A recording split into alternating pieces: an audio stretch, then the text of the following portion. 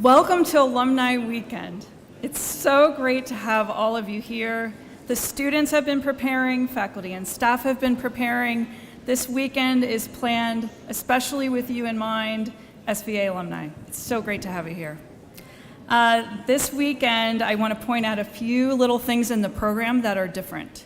One is tomorrow at 2:30, there's going to be a special gym project celebration. That's at 2:30 on the tower side in front of the steps over at the gym, and we're going to have a ribbon cutting, and then we're going to serve the dessert and fruit we were going to have for lunch. So come on over and have a good celebration time with us and have a little party with us. The other thing is that there's been 2 program time differences that are in the program. Alumni basketball begins at 9 and in the gym, and the reason is because it takes quite a while to get the chairs down. So if any of you want to volunteer to come tear down the gym, we'd love to have you. Otherwise, we'll be ready for the ladies' game to start at 9. And the last thing is there's alumni soccer this year down on the soccer field, and that starts at 11:30 because a couple of kids decided they had to take the ACT tomorrow morning. So let's let them do that, and then the game's going to start at 11:30. Sunday morning, yes. I'm sorry, thank you, Kelly. What would I do without you? So before we get started, I wanted to introduce a couple of really special guests. You're all special guests, but these may tip the scale. I want to introduce class of 1943, Bernice Parrish Davidson. Bernice, would you be willing to stand? We'd like to give you a hand. We're so glad you're here.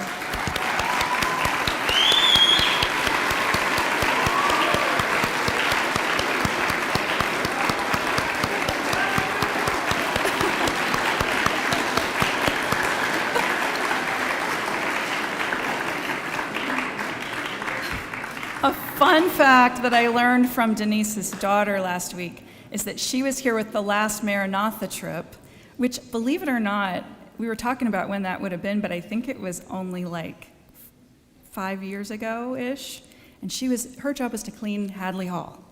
So she has been working in Maranatha Project here on campus in the last decade. So she is amazing, and we're so glad that you're here. The other people that I want to introduce and have stand are the members of the honor class of 1953. And if you're here, just stand, because I'm not sure how many are here, but I know a couple. Okay?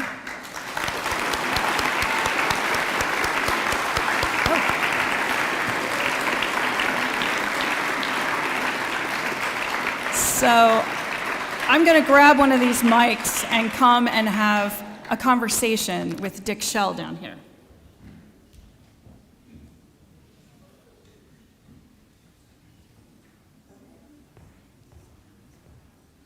Okay.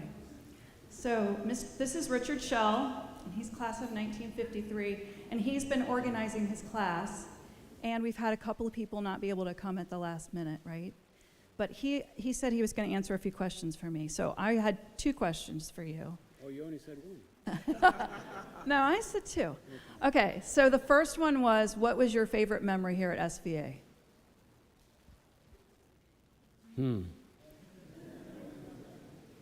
We did plan this. Playing baseball. Playing baseball, that's a great memory. The baseball team loves that. And every time we played TVA, we beat them. All right. So the other question, which I really want to know from you is, and I'm going to give you the microphone, but you have to give it back. No, you keep it. Okay, I'll keep it if you want me to keep it. But the real question is, what's the greatest impact that SVA had on your life? How do you see that? I have a few things from classmates that aren't here. Okay. Turn around so we can get you on camera. They'll be very short. Number one for me, though, it helped me to grow up with a social sense of how to act in society. I remember the first morning there, eating my breakfast. Everybody was doing it properly, and I picked up the bowl. And I looked around. Oh, okay. I learned. It also taught me a work ethic here at Shenandoah. And let me give you some here interesting comments. Fred Eichelman said, and I thought this was a good one, SVA prepared me greatly for college and life, and if anything was in its way superior to the undergraduate college I went to, I am thankful for my years there. Quite a comment. Everett said, even though I have not lived up to the Adventist belief, I still believe in them, which I got from SVA. He also had a work ethic. Helen Kornbaker, who is also not here, she said she loved the mountains, but she also came to respect work and those who worked toward their tuition. That was Helen's comment. And then Bonnie, the last one, if I can find it. Bonnie said, looking back 70 years, for my 4 years in the dorm, it was a wonderful experience, a very happy time in my life. I had to work a lot and always got extra hours when I could, and I still got good grades. That is where I developed a work ethic. So you see that that's intertwined with everybody. We developed a work ethic here, and I hope each one of you that are here at SVA also develop a good work ethic. You'll never regret it. Thank you. Amen. Thank you.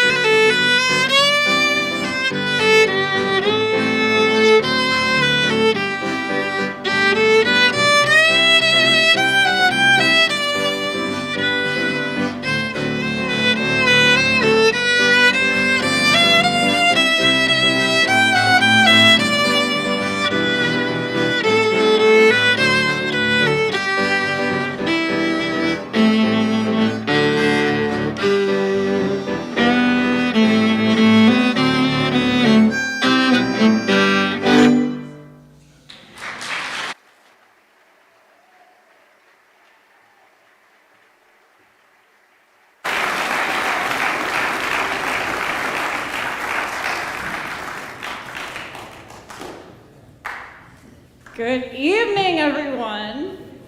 I'm really overwhelmed this evening because this is my 20 year. Where are my 2003 people? I see some of you. Okay, I don't know how that happened. My brother Brody Wiedemann, class of, 2007. And then my youngest brother Randy, honor class 2013. Yes, okay, which was the first class that I taught you guys when I came back here, so I feel very young. That is the moral of the story. I want to introduce our praise team tonight because there's a lot of really cool connections up here. My brother's wife, who's also an SVA alum, Trisney, now Wiedemann, is up here. And then we have our honor class, class of 1983. Lashana's here singing with us tonight.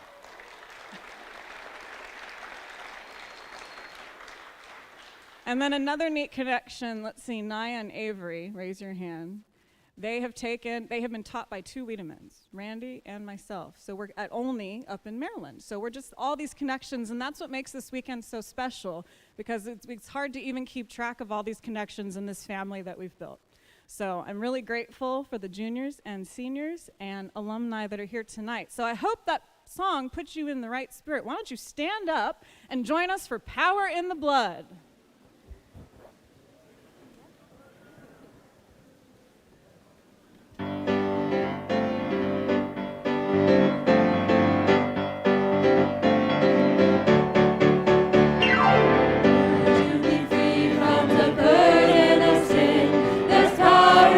Blood, power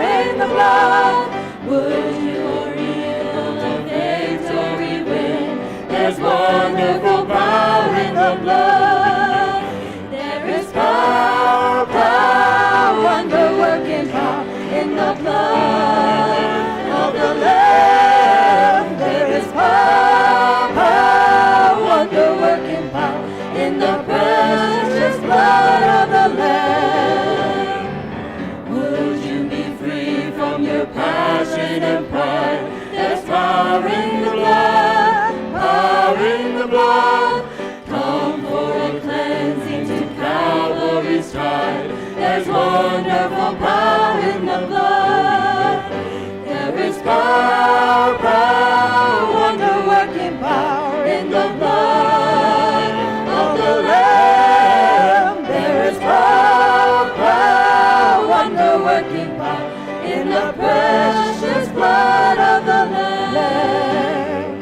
Would you do service for Jesus your King? There's power in the blood, power in the blood. Would you live daily his praises to sing? There's wonderful power in the blood. There is power, power, wonder-working power in the blood of the Lamb. There is power, power, wonder-working power in the precious blood of the Lamb. There's power, power, wonder-working power in the blood of the Lamb. There is power, power, wonder-working power in the precious blood of the Lamb.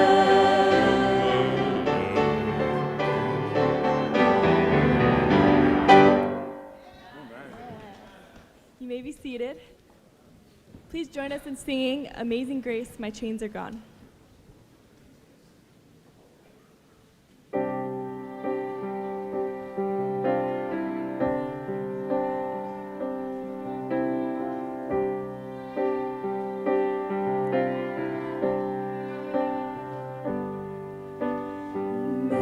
Amazing grace, how sweet the sound that saved a wretch like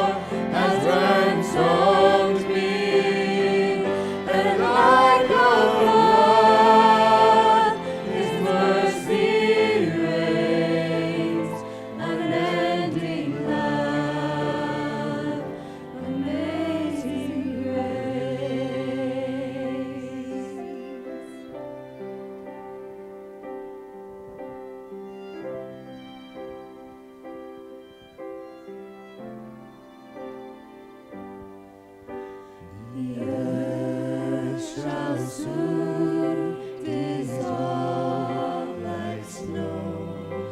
The sun forbears to shine, but God who called me here below will be forever mine. Be forever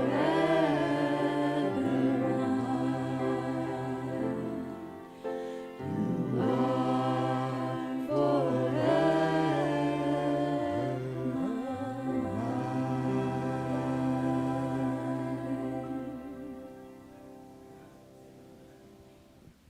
Please bow your heads and close your eyes as we pray. Dear Heavenly Father, Lord, thank you so much for this evening, Lord. Thank you that it's your Sabbath and that we get to enter into Sabbath as a family, as a school. Lord, thank you so much that so many people are able to come, and it almost feels like it's heaven in a way, Lord. And we thank you so much for this opportunity for all of these believers to come together and worship you today, Lord, and have the time to spend with each other, Lord. Thank you so much. Let your Holy Spirit bless this service and help us to look towards heaven and look towards you today, Lord. Thank you, and in your name, let your will be done. Amen.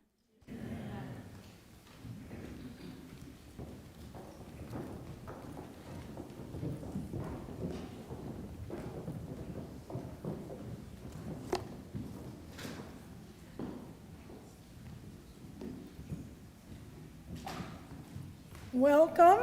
I'm so glad all of you have made it here this evening.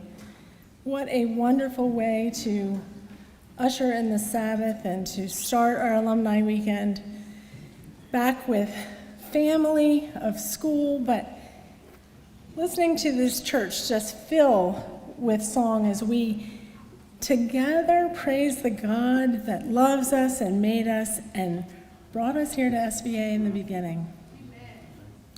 Tonight is my honor to welcome back to SVA campus Jeff and Alicia Williams-Patterson. They are not strangers to SVA nor the Shenandoah Valley, and we're glad that they're here tonight. Jeff and Alicia started dating while they were here at SVA, and any of you students who you should take note, Alicia says he was her tutor, so check out who you're hanging out with and tutoring with, because they graduated in 1983 and then married in 1988. Jeff earned a degree in chemical engineering and Alicia in English literature and became a teacher. Shortly after coming back to SVA for their 10th reunion, they felt led by God to do something different. And after praying on this, they moved to Andrews, where Jeff got his Master's of Divinity and Alicia a Master's in Religion. Jeff has pastored 5 different churches since 1996, and Alicia has done a wide variety of things. She's been a stay-at-home mom, a church planter, mother, speaker, leader, lead professor for various classes at Advent Health. At that same time, while they were in Orlando, Jeff was the senior pastor at Forest Lake Church in Apopka. For the last 2 years, they have been in Colorado, where Jeff is the pastor of Boulder Seventh-day Adventist Church. He has authored the 10 Blessings for Here and Now, and Alicia has started Confluence Grief and Loss Coaching, which is a coaching and consulting business.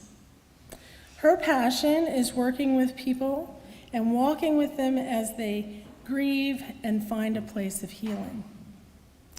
Jeff and Alicia have 3 sons, a daughter, and 2 daughter-in-laws, along with 2 grandchildren.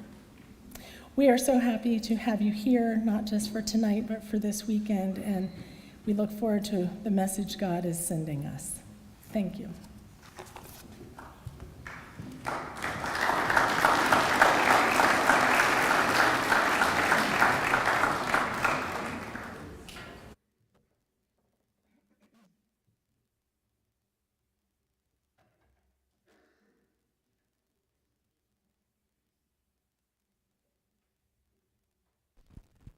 First off, hello, okay, there we go.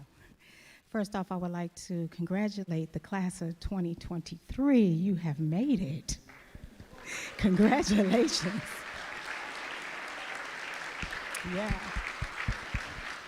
So from the class of 1983, I want you to always remember the trials and tribulations will come. But to please remember this. There's somebody bigger than you and I that you can lean on to get you through.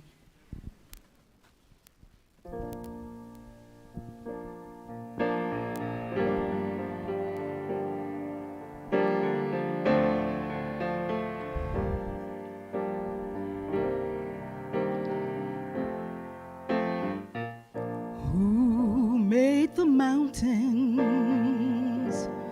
Who made the trees? Tell me who wrote the songs for the robins to sing, and who sends the rain when the earth is dry? Somebody bigger than you.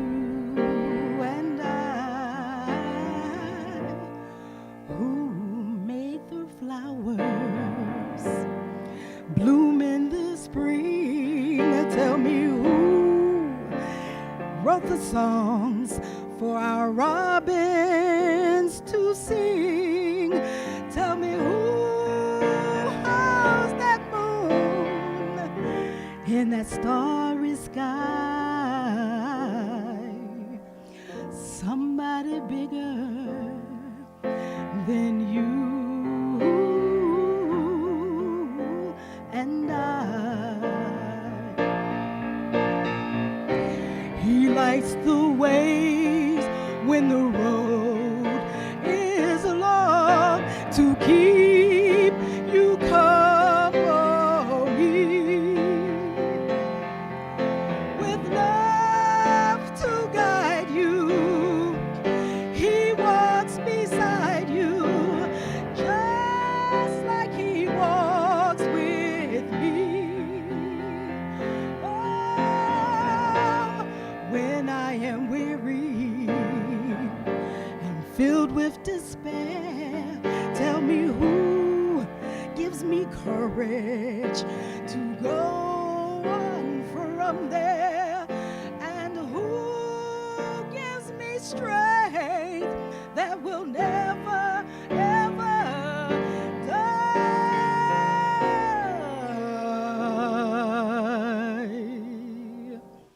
Somebody bigger than you.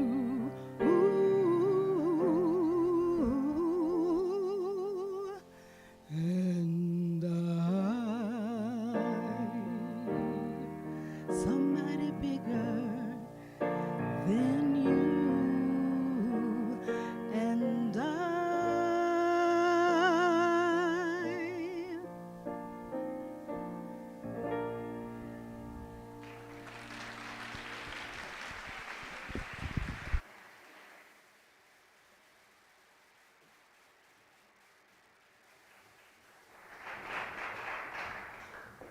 What amazing music we've had tonight. Thank you so much. It has been beautiful. So we're thrilled to be here tonight, and it's always exciting to come back. How in the world is this room still here 40 years later? I do not know, but... Less the orange coffee. Less the orange, yeah, the orange is gone. But it's amazing to come back.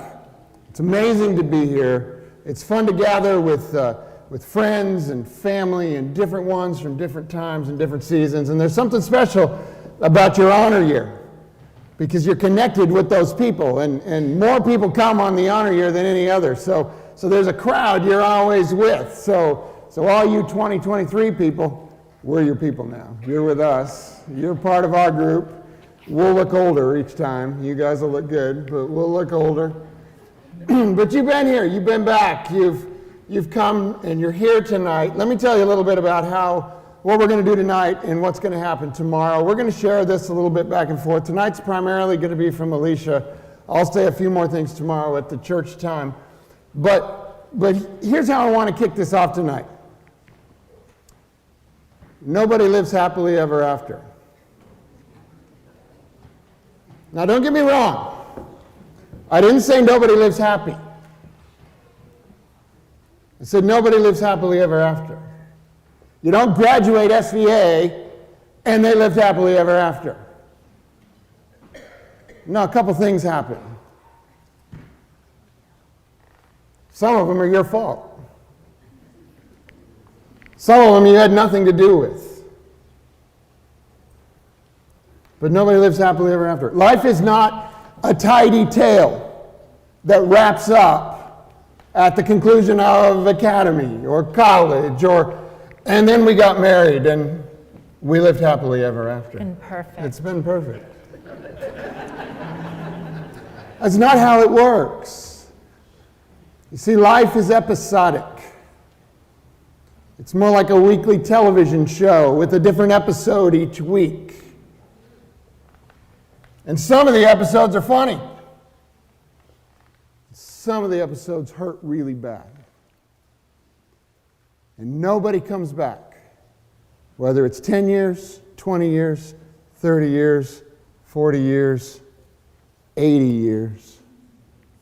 Nobody comes back without some scars. Because that's how living is.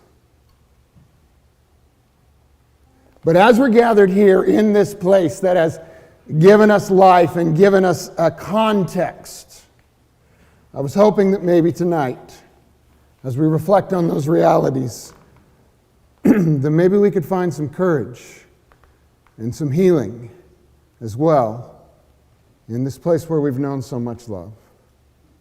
So Alicia's going to go and talk for a good bit here. I'll be back briefly to talk a little bit about a Bible story, and then she'll close us out. But that's the thing.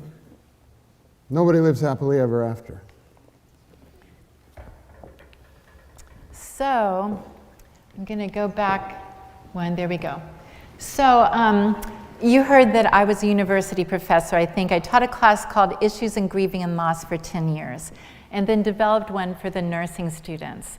I'm now a grief coach. I've done a lot of research in this area, but the thing that qualifies me to speak tonight is that I grew up in a context of loss, and some of you, probably all of you, get that in some way. This was my birth mother, Marvel. And she sang beautifully, and she loved me. She was teaching me a little piano and even a little French, and I was her girl. And then suddenly, like that, she was killed. I was in the car. I was 3, almost 4. I remember it well. She was 24 years old. And I had a mom, and then I didn't. I remember when my daughter Ariel was little, we went to the library, and you know how there's story hour, and they have a little carpet, and the moms sit back here, and she was looking back at me, and I thought, wow, what if sometime she looked back and she didn't have a mom anymore? And that's how it felt. Now, I'm just going to tell you, I'm thankful that I got a mom at 5. She's been raising me since I was 5, and she's the honor class of 63. But it was a hard time. It was a hard time. And what I want to tell you today is life changes constantly. Living means losing, and you can count on that. You know, they say nothing in life is certain but what? And I would add, and change. And then I would add the constancy of God's love. Nothing is more certain besides God is that your life is going to change. And with every change, there is loss. When we think about grieving and loss, we usually think about death, but there are a lot of losses besides death.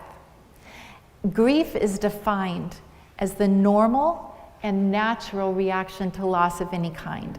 But it doesn't feel normal, and people don't know what to do. It doesn't feel natural. Grief comes from the Latin word gravare. It's where we get the word gravity or gravitas. It means weight. And if you've ever had something hard happen to you, you know how that can feel, like there's a weight on your shoulders. To grieve is human. If you're human, you have grieved. And often we grieve because we loved. There's also loss from positive change. So this is my family here, and I don't know if this little, well, not so much. So in the middle, that's Aaron. He's my youngest child, and he married Marissa. I mean, my youngest boy. He married Marissa. There's Ariel, Gable, and Nathan. Well, it's a wonderful thing to get married, and Ariel was really excited. She was gaining 2 sisters when this happened, but you know what? She also mourned. She mourned the loss of what our family used to be like, and she even sang a song about, like, I was the only girl, but now it's hard. Even positive loss. She loves her sister-in-laws, and it's good, but even positive change can bring loss. There are my little granddaughters. Is that little girl's life going to change now that she has a sister? Yes, it will. She looked forward. Her life will be richer, but she will share her parents' attention, for example.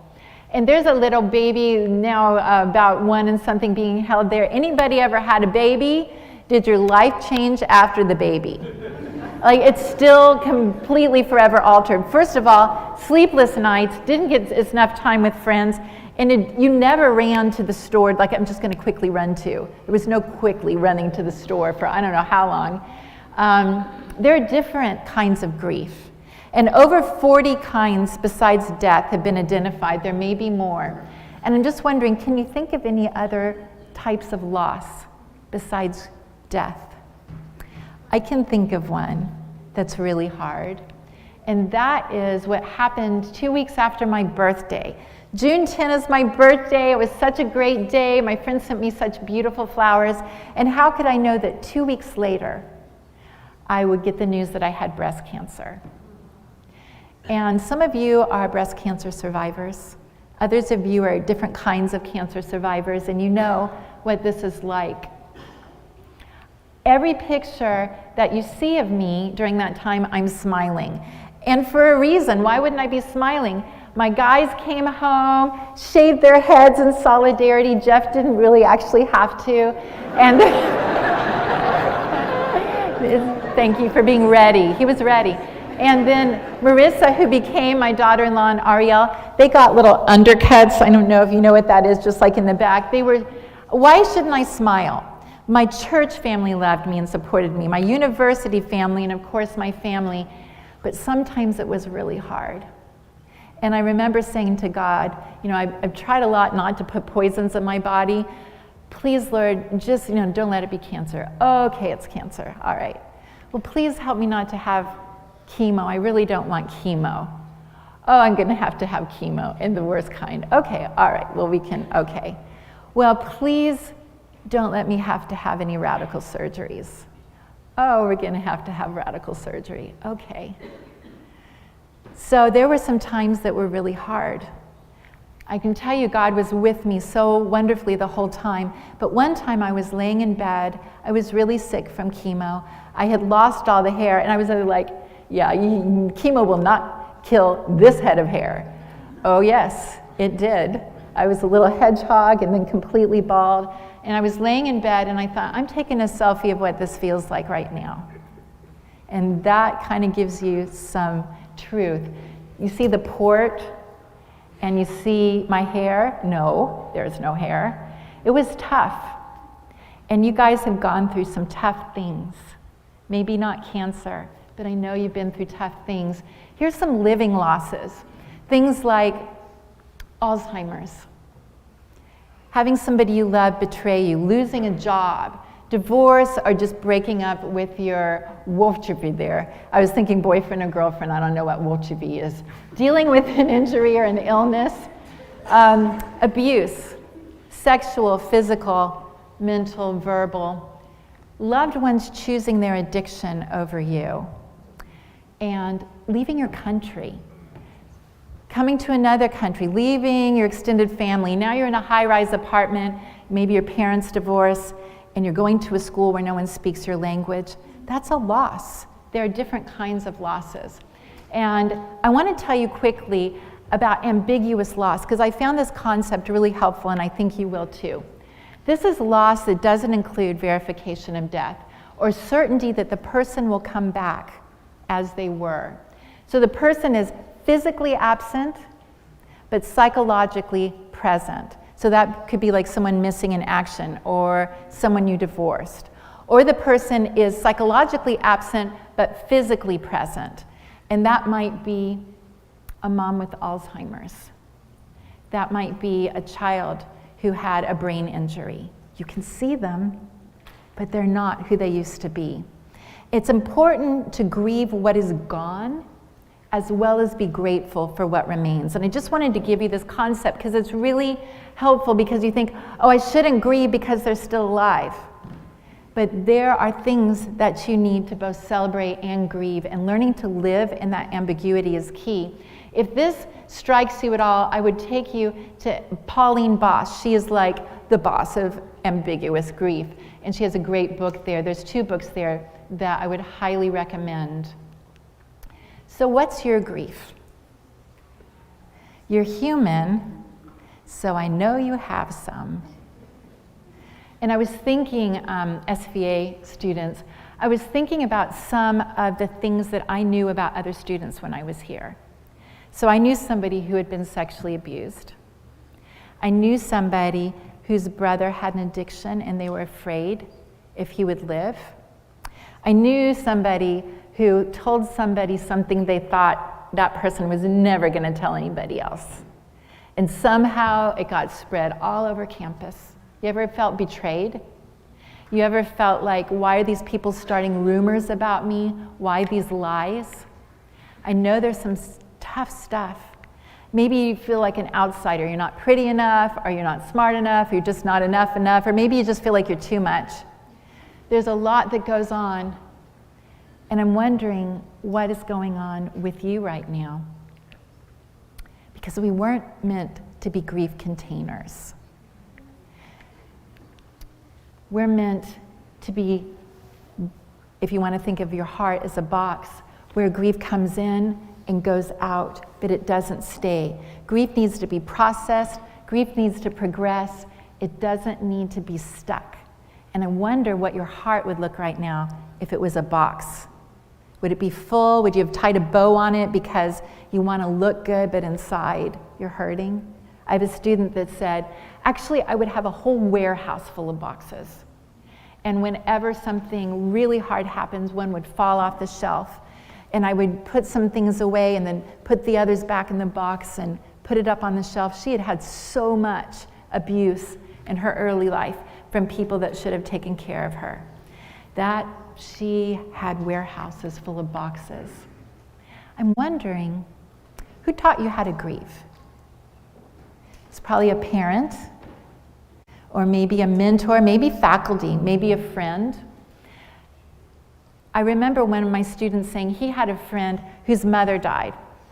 And after she died, the father did not mention her name again, ever. It was like she never existed. And so what might those boys have thought? Like maybe, I don't know, maybe she wasn't a good mother like we thought, or maybe there are things we don't know, or maybe this is how you do it. You just stiff upper lip it and you just pretend it never happened. Where did you learn how to grieve? Because you come from a long line of dead people. Death is going to happen, and yet nobody tells us, how do we do this thing? How do we grieve? These are some myths. Don't feel bad. Well, actually, maybe you should feel bad. It's probably appropriate. Replace the loss. Hey, is your puppy die? We'll get you another puppy. Yeah, but I'm grieving the puppy that I loved. Grieve alone. It's been proven that it's best if you have at least one person that you can tell your story to. It just takes time. Time, and time heals all wounds. Time will help it not be as present, but it doesn't necessarily heal it. It can definitely cause other issues. Keep busy. Keep busy. Don't think about it. Put something on all the time, because you don't want to go into the house of sorrow because you don't know what you might meet there. And be strong for others. And don't deal with your own thing. But what happens if it's just you? Then how do you deal with grief? We are ill-prepared to deal with grief, and we are ill-prepared to help others, and they're ill-prepared to help us. So here are some unhealthy responses to loss, like just deny it, like that wasn't a big deal, or suppress it. But anything you bury alive is gonna come out. And it's gonna come out when you least expect it on someone who doesn't deserve it and make a huge mess. Anybody, this only happened to me before? It's like just me, right? So medicate it. This can be by working too much. This can be by all the things that you think of as medicating. Isolate, because if I just stay here, nobody will know. I don't have to talk about it. Or Academy Award recovery, I'm fine. I'm so fine, I'm fine now. Because people maybe expect you to be fine. Grief is one of the most powerful emotions. And I just want to tell you, grief will have its say. If we don't process and make decisions around our losses, grief will make decisions for us. And unconsciously, our actions and our relationships, our words and our thoughts and how we feel about life will be colored by what we haven't processed. Maybe you've heard of the book, The Body Keeps the Score. It has different things than this, but unprocessed grief, it also includes this, can come out as ulcers.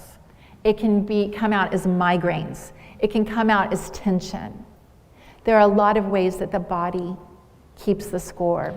When I was here at Shenandoah Valley Academy, I thought I was the weirdest girl for a couple of reasons, but one of them was in spring, when the beautiful cherry blossoms are blossoming and the flowers start to come up and everybody's like, yay, winter's done and we're so happy, I would start to go down. And I was sad. I'm like, why am I sad in spring? And I don't know how long it was, a couple decades before I realized, oh, my mom died in the spring. And my body knows that. Something in me is attached to that. And that's why. Your body keeps the score. And it will let you know things that your mind maybe doesn't know yet. Unprocessed grief will affect your relationship with God, like low-lying anger, or just coldness, or hot anger, or I'm so out of here because you did not, like you're God and you let that happen.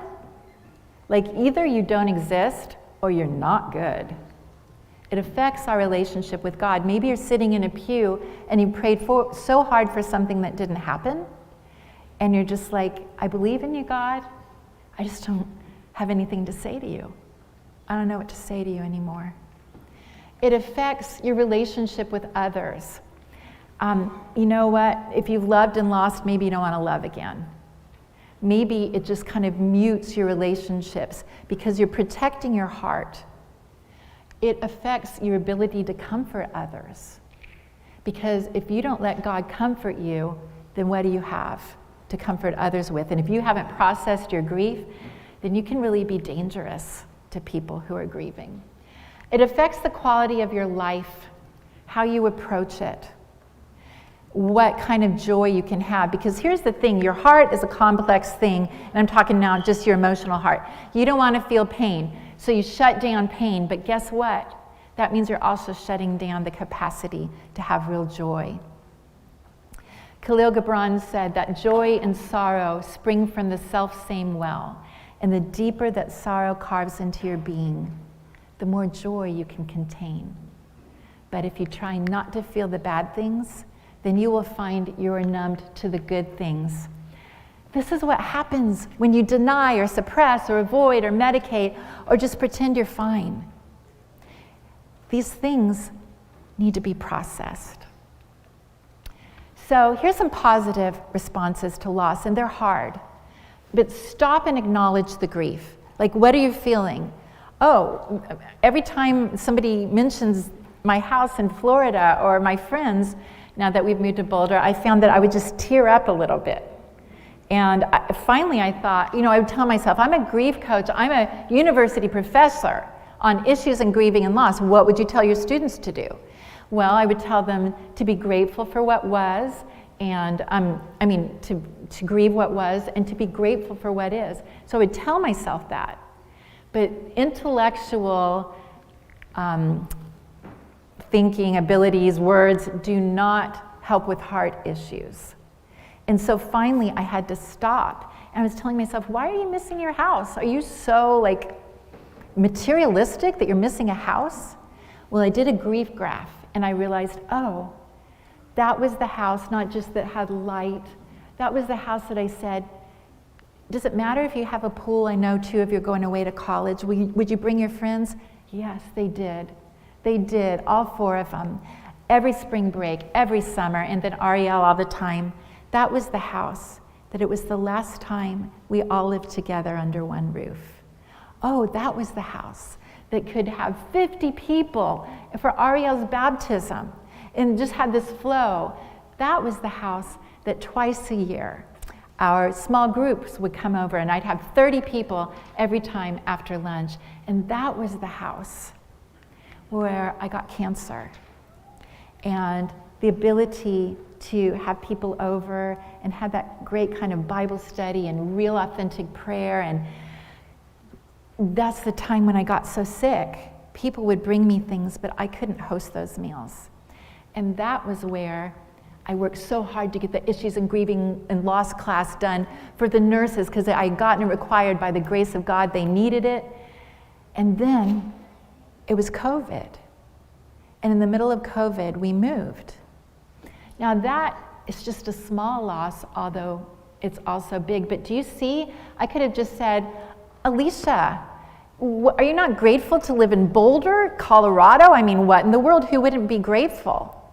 But I had to stop and name it and look at it carefully and allow myself to feel the feelings and ugly cry as I told a friend about it.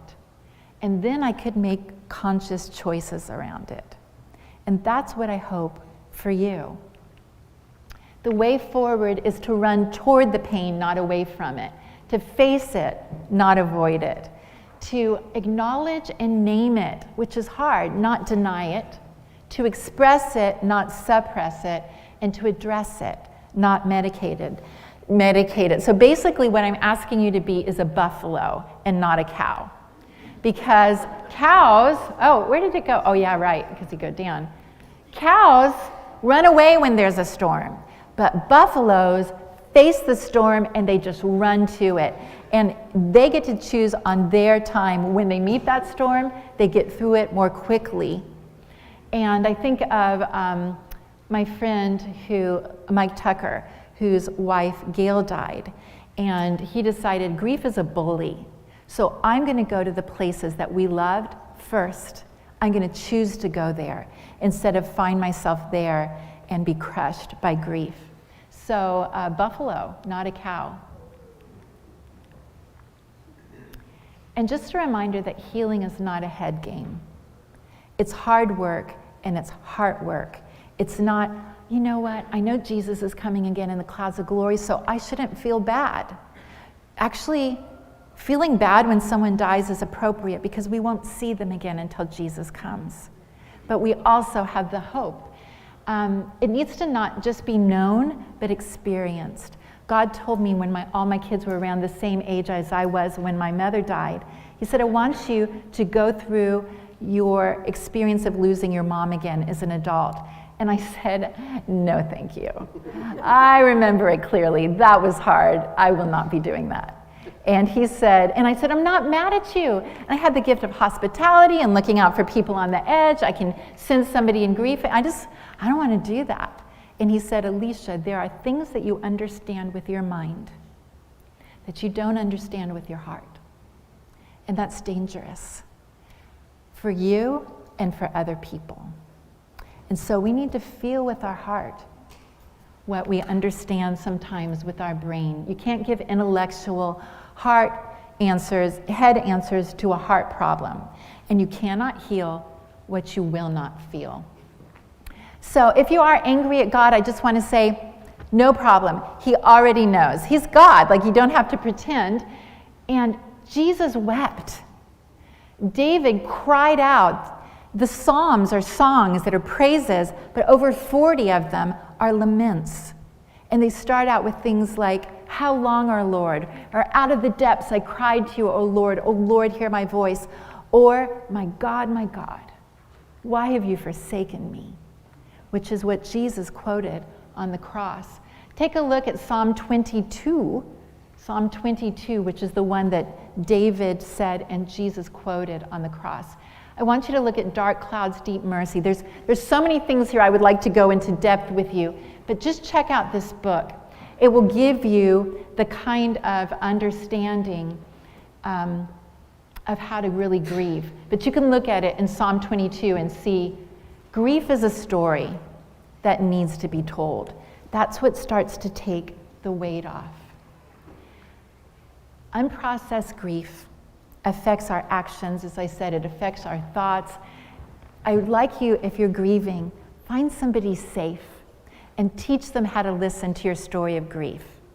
Teach them how just to listen and not give you advice and not give you theological doctrine that you already know, but it's not time to hear. Teach them to just be like a heart with ears and practice it yourself. Because I'm a grief coach, and I've done this for a long time as a university professor. Thousands of students have been through my class where they told their stories, and still I feel anxious when I hear a story of grief.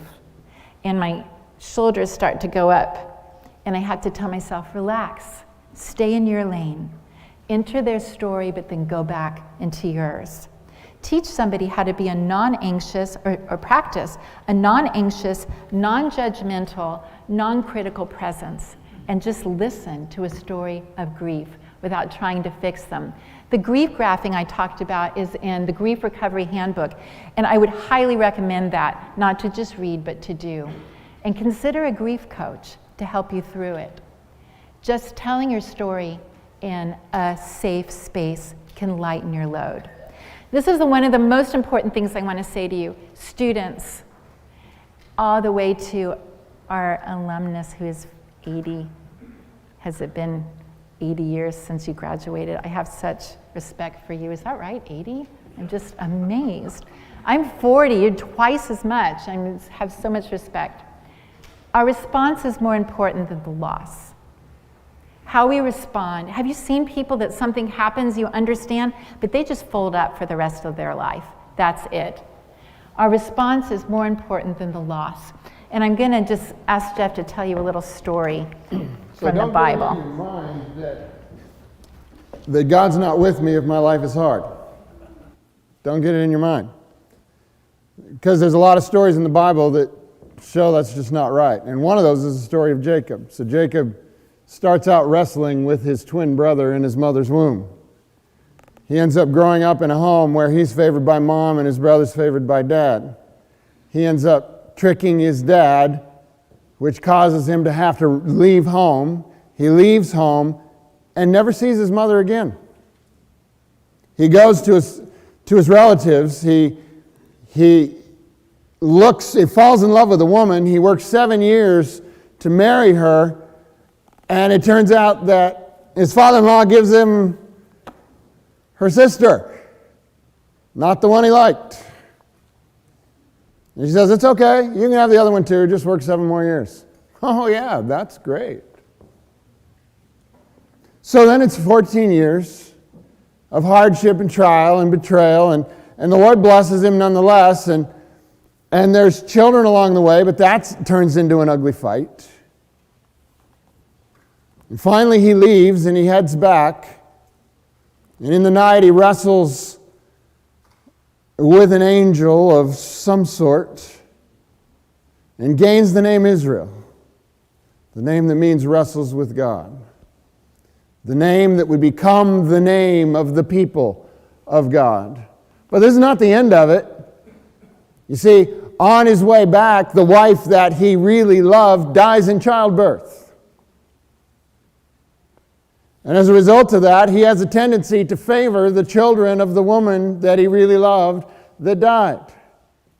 And down the road, that makes the brothers mad. And they pretend to kill him, at least that's what they tell Jacob. And they sell him, and he gets taken off to Egypt. And Jacob lives years of his life believing that his son has died. Finally, at the end, you know what happens. Joseph is faithful through this incredibly difficult ordeal, and he rises to prominence, and ultimately in the famine brings the entire family to Egypt, and they come down there and they live and they survive this famine. And Joseph has that line, what you meant for evil, God worked for good. But you know what? That didn't make being a servant in Egypt fun. That didn't make being wrongly accused and put in jail fun. And a happy ending isn't enough sometimes. We can't get caught in the episodes. And I don't know how Jacob did. I'm not judging him because he had an incredibly difficult life, but there's an amazing passage in Genesis chapter 47. It says, verse 7, then Joseph brought his father Jacob in and presented him before Pharaoh. After Jacob blessed Pharaoh, Pharaoh asked him, how old are you? And Jacob said to Pharaoh, the years of my pilgrimage are 130. And you look at that and you think, wow, that'd be cool to live at 130. Really?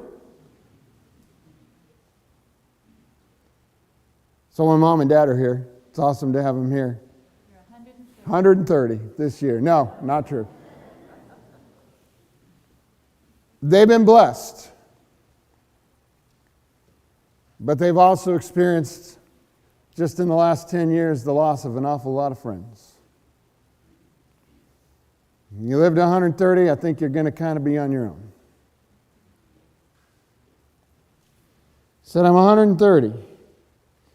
My years have been few and difficult, and they do not equal the years of the pilgrimage of my fathers. That was Jacob's summation of his life. So I'm not 130.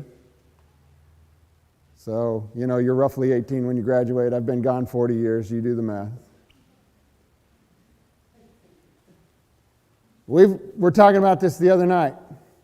We've lost, I think, 4 of our own from our class. And the further we go, the more that number will be. But it doesn't mean God's not with us. I had an interesting moment today. I was playing in the golf tournament. And I wasn't playing particularly well, for the record. So, one becomes philosophical at times like that. And there's a point there on the course where you make the turn and you start to head back, and there's an old cemetery. You know what I'm talking about, those of you who played? There's that spot on the course where there's a little fence around some really old tombstones. And you see them as you're making the turn, playing golf, living life in your reality. And you look over there, and today in particular, as I looked over there, I thought about all the times as each one of those stones was established, sometime a long time ago, where a family stood around and cried.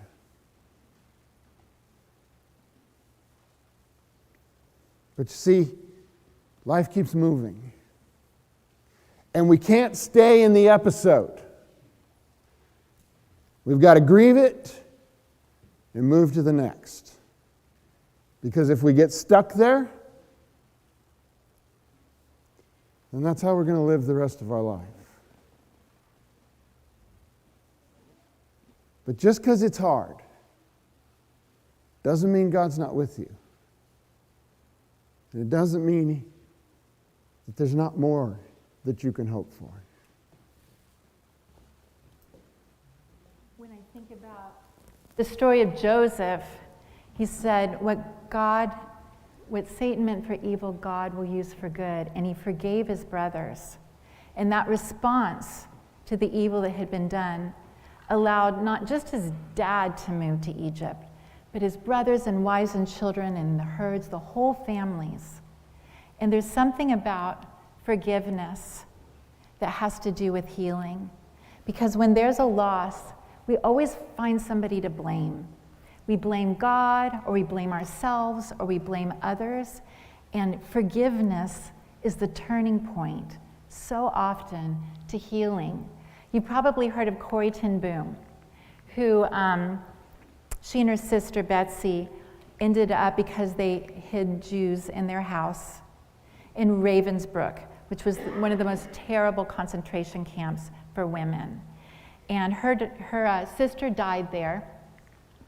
And after the war, Corey set up in a beautiful home that Betsy had seen in a vision before she died, a place where victims of the Holocaust could come. And what she found is that those victims who were not able to forgive their perpetrators, they never healed. They never were able to move on. They didn't heal physically, mentally, spiritually. They were stuck. But even she had a hard time. One time she was preaching about forgiveness and how amazing God's forgiveness is and ours. And she went afterwards to do the thing where you shake people's hands. And a guy came up to shake her hands and said, I had no idea that forgiveness would be offered to me. And she went to shake his hand and she looked at his face, and it was one of the guards at Ravensbrück. And everything just flashed in front of her eyes. And she was just frozen. And she's thinking quickly like you do, I'm speaking on forgiveness. God, please help me. You've got to help me. And she just moved her hand. And she said it was just this electricity that flowed through her hand to his. And forgiveness, which is a choice, happened. Forgiveness is a huge part, maybe the key to healing. So how are you going to respond to the losses that come your way? We talk about PTSD, which is what? Post-traumatic stress disorder. Have you ever heard of PTG? There can be post-traumatic growth. Sheryl Sandberg, who worked with Mark Zuckerberg on Facebook, had a horrible tragedy happen. She had a young family. Her husband unexpectedly died, and she wrote this. It is the hard days, the days that challenge you to the very core, that will determine who you are. You will be defined not just by what you achieve, but by how you survive.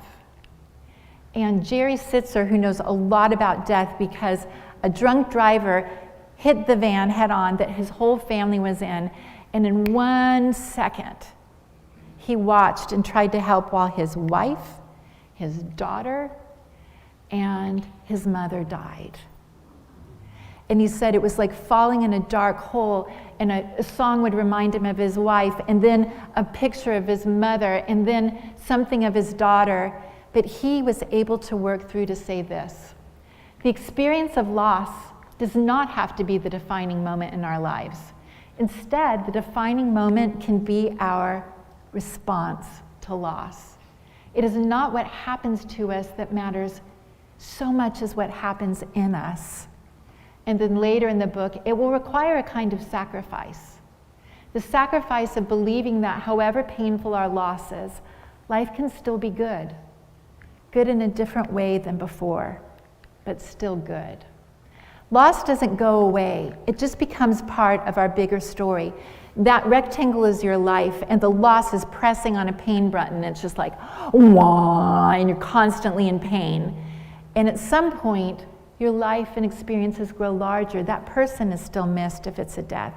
And every once in a while, it will come down, a song, something will remind you, and you will just be doubled over in grief. But it's not all the time, because processed grief and even others becomes part of a larger story. You can create meaning. This isn't like, oh, God killed my mom so I could become a grief coach. This happened, and I can decide how to honor that person or that memory and carry it forward.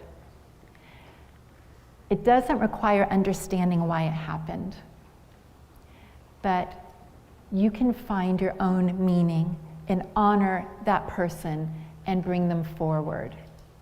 Here's one example. A student of mine said, I miss my grandma so much. She made the best cheesecake. And I'm like, well, why don't you get her recipe and learn how to make cheesecake? And I tried. I was awful. And I said, well, then go to the Cheesecake Factory, get your favorite pieces, do it on her birthday, and tell stories about grandma.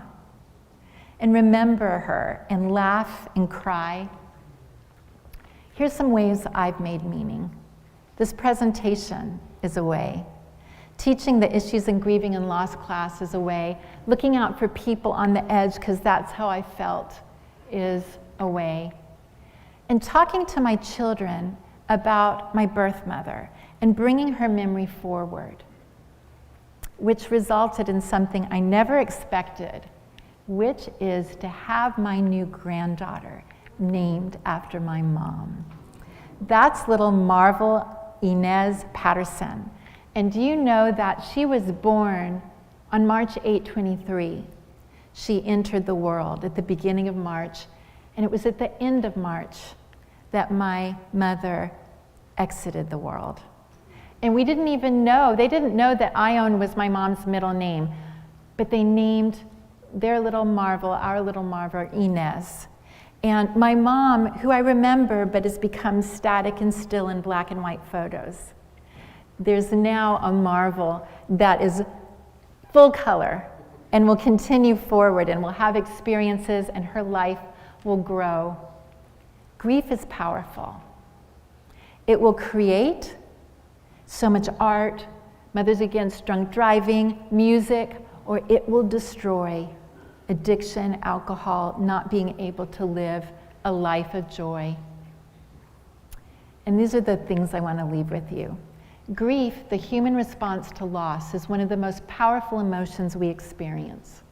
It has the power to stifle personal growth, mute relationships, and drive people to addiction in order to avoid the pain it causes. But grief, when faced and processed, has the power to bring forth knowledge, creativity, and a passion to help others. Your story matters. I don't care what it is. It matters.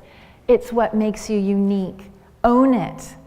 Please work out your grief so you can bring who you are into the world. It will fuel your vocation. It will help you be more compassionate. It will release your creativity and help you be able to feel again. It will not be the same after your loss. And if it's a person that you loved, you wouldn't want it to be the same. Life should be different, but it can still be good.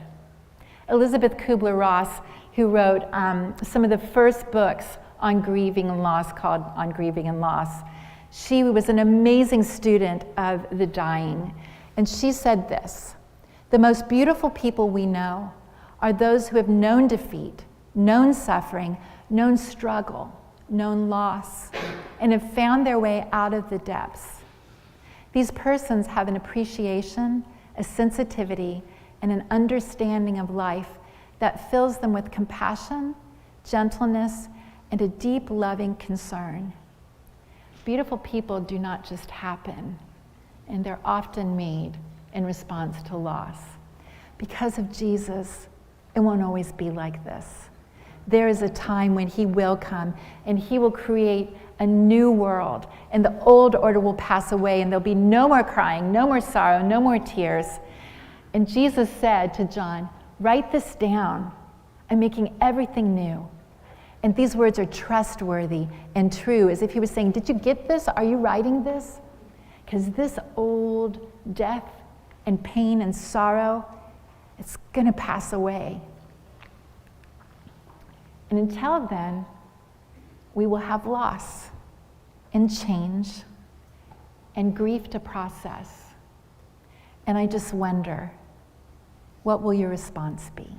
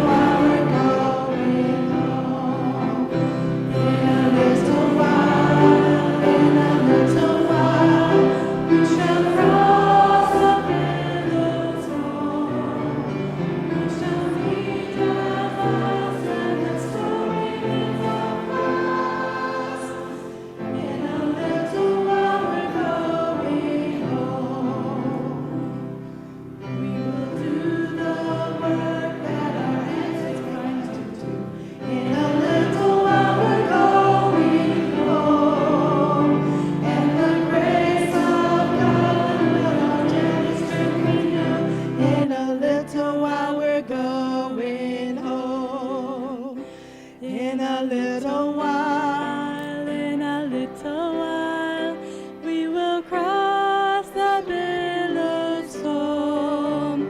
We shall meet at last when the stormy winds are past.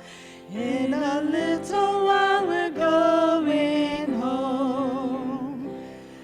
There's a rest beyond, there's relief from every care. In a little while we're going home, and no tears shall fall in that city bright and fair. In a little while we're going home. In a little while, we shall cross the billows roams. We shall meet at last where the stormy winds are past. In a little while we're going home.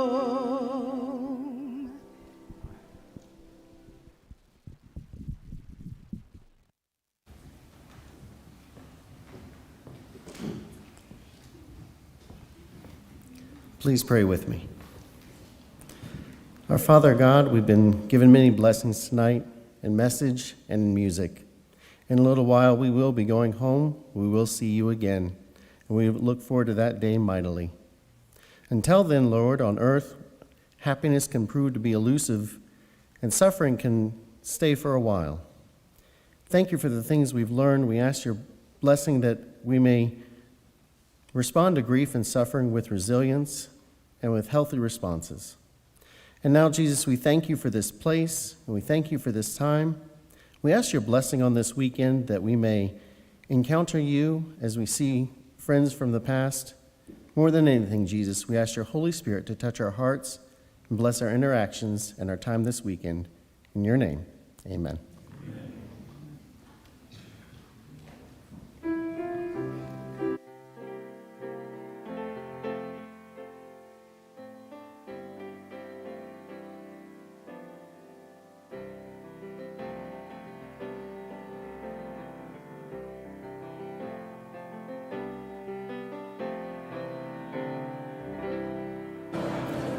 We'll see you all in the morning at 10 o'clock for church. There's no Sabbath school. Roll call is early. Roll call is early. Don't be late or you'll miss it. See you tomorrow.